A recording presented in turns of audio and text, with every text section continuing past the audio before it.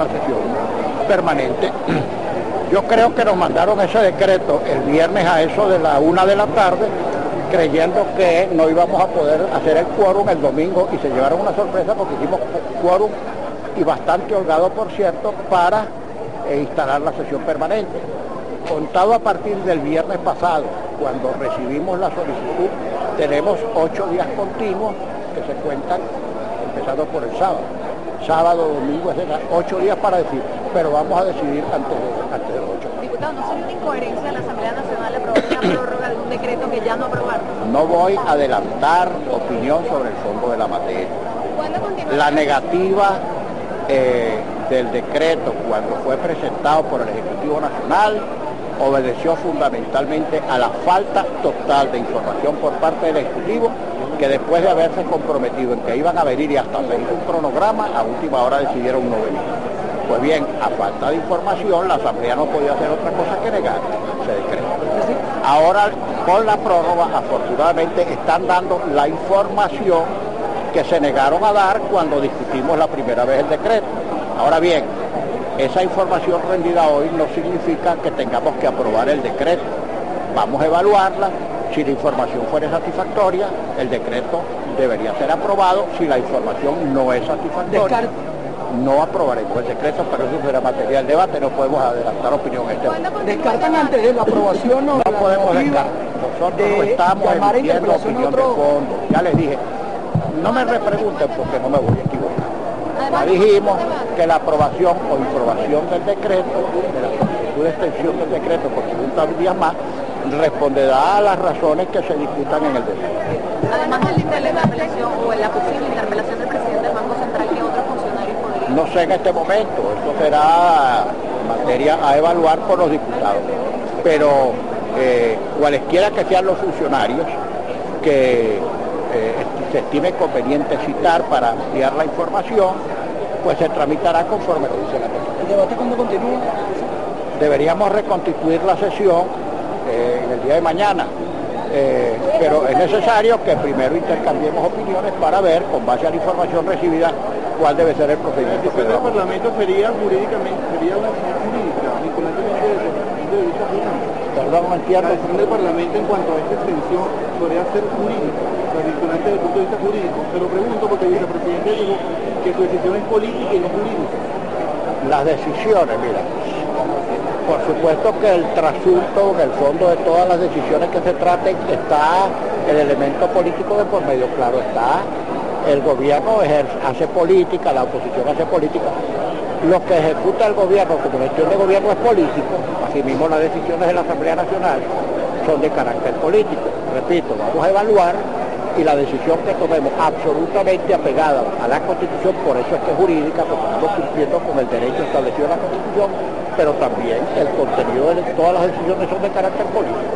Que sea política no significa que no sea jurídica, y que sea jurídica no significa que no sea política. ¿Previo a la sesión usted pudo reunirse en privado con el vicepresidente Nicolás? Sí, como no, cuando él vino, cuando establecimos contactos para determinar su comparecencia, por eso la anunciamos públicamente, porque fue convenida, además de que se la notificamos por escrito oportunamente, y nos recibieron la correspondencia oportunamente también en la vicepresidencia el mismo domingo.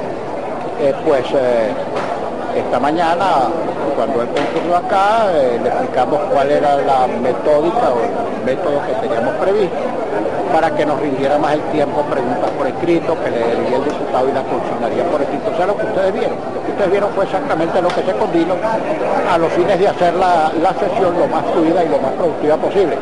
Porque si a cada pregunta precede un discurso del diputado formulante, pues se nos hubiera ido la sesión en discurso. Lo importante era escuchar la posición del vicepresidente, escuchar las preguntas de los diputados y escuchar la respuesta.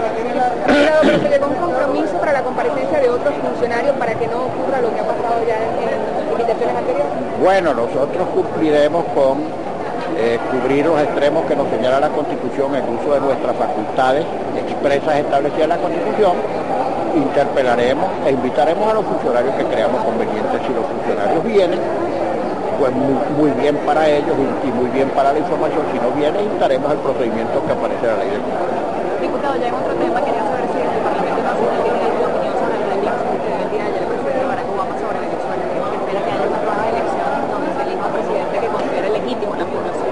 Bueno, mira, con relación a ese decreto, yo tengo la sensación personal de que a propósito de las declaraciones del decreto del presidente Obama, se está utilizando eso como un pote de humo para distraer la complicada situación que tenemos en Venezuela desde el punto de vista económico y social y también político, desde luego. Mira, decir que un decreto como ese es injerencible es una exageración por lo siguiente: cada gobierno puede tomar autónomamente, con o sin razón, las medidas que desde el punto de vista de su política interna ellos crean que es conveniente para su país. Eso lo puede hacer el gobierno de los Estados Unidos, lo puede hacer el gobierno venezolano, lo puede hacer quien sea.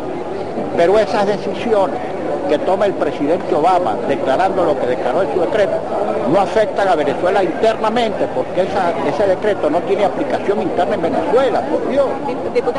Por ejemplo, si mañana Venezuela decide declarar aquí persona no grata a un funcionario diplomático norteamericano, ese es un derecho del gobierno venezolano y eso no tiene eficacia extraterritorial ni en Europa, ni en Asia, ni en África, ni en ninguna parte. O sea, cada gobierno, así a uno no le guste la medida, puede autónomamente dictar medidas con respecto a la política y a la manera de conducirse de otro gobierno.